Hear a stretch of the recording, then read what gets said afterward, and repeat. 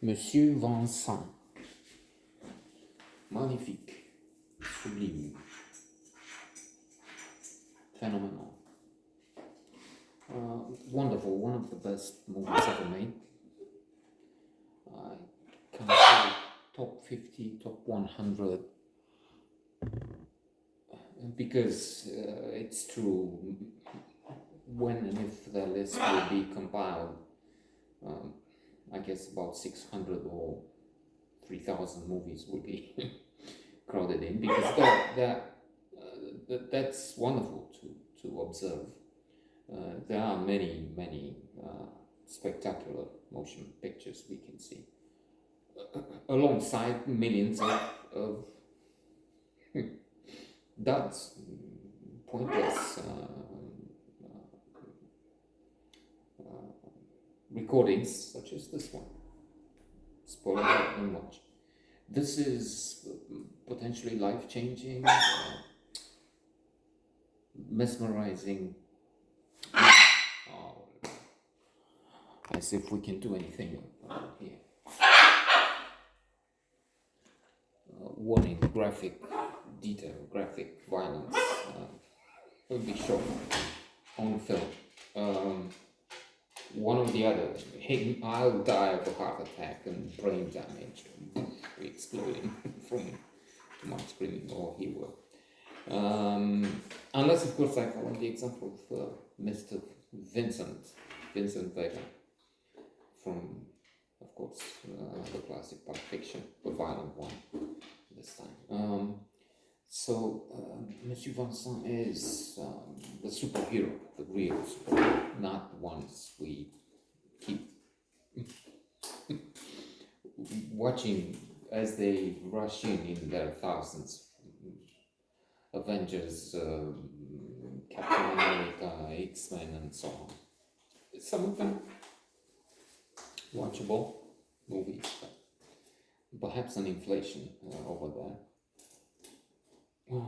This one is for real, in the sense that we're watching a real human being. I mean, I'm not sure he existed. It doesn't even matter. But as it was said in one other magnum opus, sometimes in chef d'oeuvre, you have characters that are more real than us, the real ones, in the sense that their existence transcends. If we live 50, 70, 100 years, they live forever, or not. As long as humanity, this planet will exist.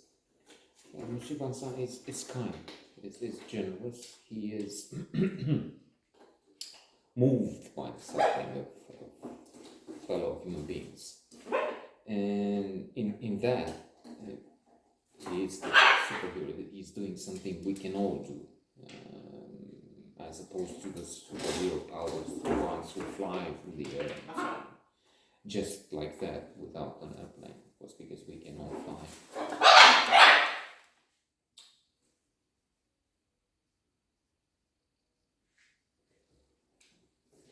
Using the airport. So he is a clergy, but unlike others who are interested in luxury, in sloth, in indulging, drinking, eating, and not really caring for humans. That's what he does. He does this with resilience, with courage, against all odds, opposing the powers that be. And so, again, his narrative and the film we see marvelously made. That's also important. You can have a story to tell, but then you need to have the skills, the technique, the talent to tell it.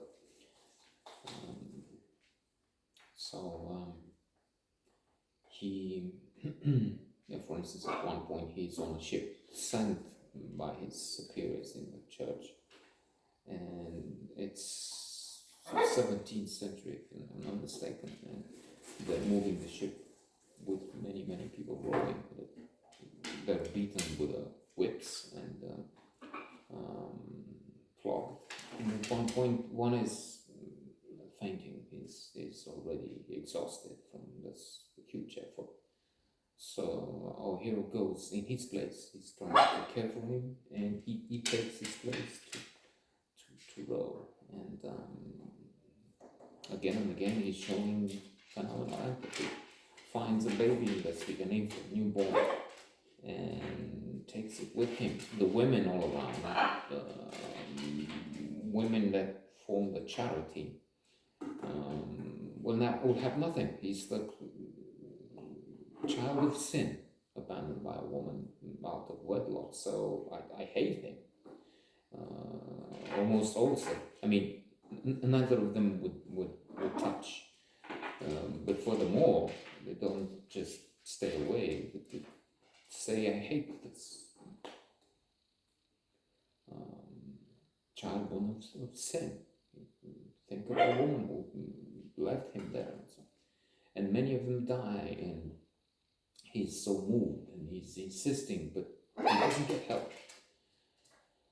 Which makes me think of Jean-Jacques Rousseau, a celebrated thinker, one of the greatest. But aside from his thinking, from what he wrote, such a value we learn from literature, from history. I've learned that from intellectuals like Paul Johnson, on luminaries and what they were, how dreadful it could be.